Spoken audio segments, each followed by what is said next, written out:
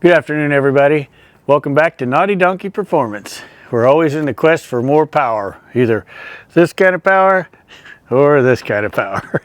So today we're going to be putting on the Jet Perfprmance Power Flow throttle body. This is supposed to increase the airflow and smooth it out a little bit and give us more off the line response. So I bought this as an open box off AmericanTrucks.com, so it was half price. So you guys, I strongly encourage you to look for those deals out there.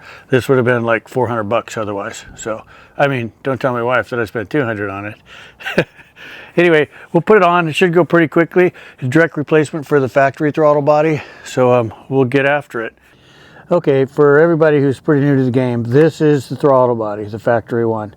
So what we're going to do is remove this PCV line, remove the air intake completely just to get it out of the way, and that'll give us access. There's 4 bolts on there. They're all 10 millimeter, one there, one there, one there, and one on the other side. Then we'll try to get this connector off underneath here. These are always a bear without breaking them, but we'll get that slid off, and the whole thing should slide off and be back on pretty quick and easy. It's got a reusable O-ring in there, so no gaskets, no blue sticky stuff, nothing else. So with that being said, we'll get right after it. Okay, so we got a hose clamp right here, a large one, that goes right onto the throttle body. So we're going to loosen that up quite a bit. Then we're going to loosen this one right here. You don't have to take them all the way off, obviously, guys. Just loosen them up till you got some rotation, like this one here. Then I'm going to pull this end off of the cold air intake, and just rotate this up a little bit, and it's off and out of the way. Okay, so you can leave your PCV lines attached and everything else. So I'm doing this with a cold motor. If it was hot, I'd be real careful where I was setting it, or I might even take it all the way off, but this is all the way cold, so we should be good. So then here's the 10 millimeter, the 4 10 millimeter bolts, 1, 2, 3, and 4. So I'm just using a slightly longer extension for this.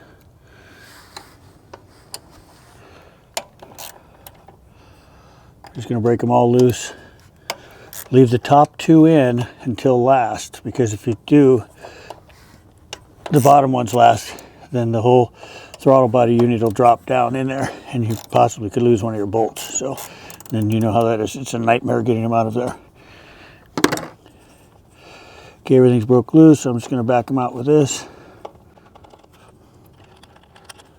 Okay, and then just to put the bolts, I'm just going to put them in the box so I don't lose them. Okay guys, so this connector, like all these GM connectors these days, is a total nightmare to try to figure out.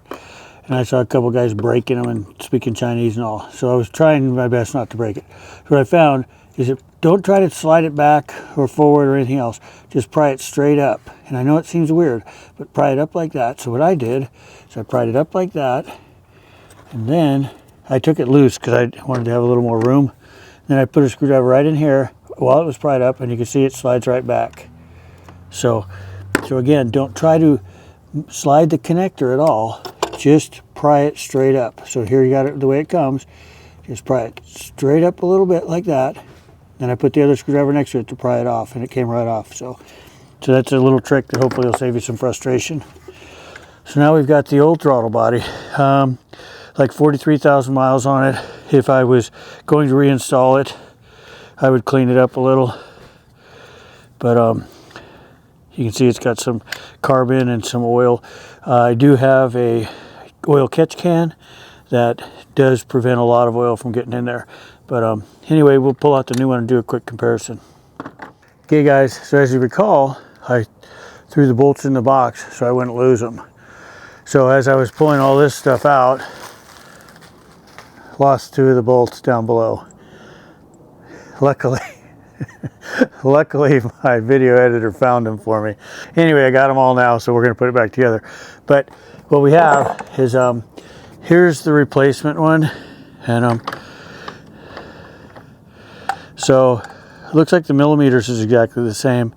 It does have an increased surface area, kind of like when you do a rifle barrel. And so all these notches will actually increase the surface area as opposed to the factory one. And so hopefully that will be the reason that they're calling for more airflow, and that it will be effective. But other than that, it looks pretty much the same. It's a one rod continuous through, like I said, same millimeters. I think honestly, just I've not engineered it obviously or anything else, but I think the big trick is going to be in the electronics here, where the factory is held back with limitations and emission controls, etc. I think these guys could go pretty wild with it. So I think this is really what's going to be the answer, but we'll see pretty soon. Anyway, so obviously the install is just opposite of the removal. So we'll just get our bolts in order and not drop any more and put this baby on. So for this though, different than the other, I'm going to put the top ones in first and then the bottom ones in last, whereas remember we removed the bottom ones first before. So I'm just going to slide it in place, put this connector back on because it's easier when it's out here, until I get a good firm click out of it. There we go, definitely on there. And so here we go. And I don't remember the inch pounds of these bolts, but I'll find it and have it for you guys. But it's inch pounds, not foot.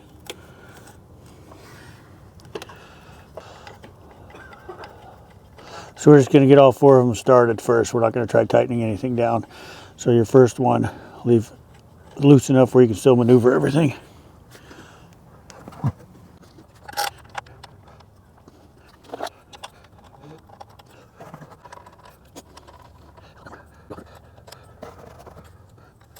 Okay, everything's torqued down properly. I double checked the electrical connector. And I did end up taking this PCV connection off just so I could have more access. So just push the back side of this and it opens it right up. So push really hard till it clicks and it'll pull right off of this tube. So if you watch the cold air intake install, you'll see how that's done. And I'm just going to put this end on first. Otherwise it's really tough to get the bottom on. Don't push it all the way on. And then rotate it down so you can get it on to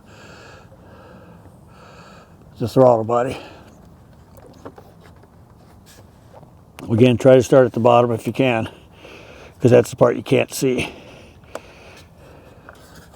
Okay, there we go. Both ends nice and snug. Then I'll tighten these hose clamps back down.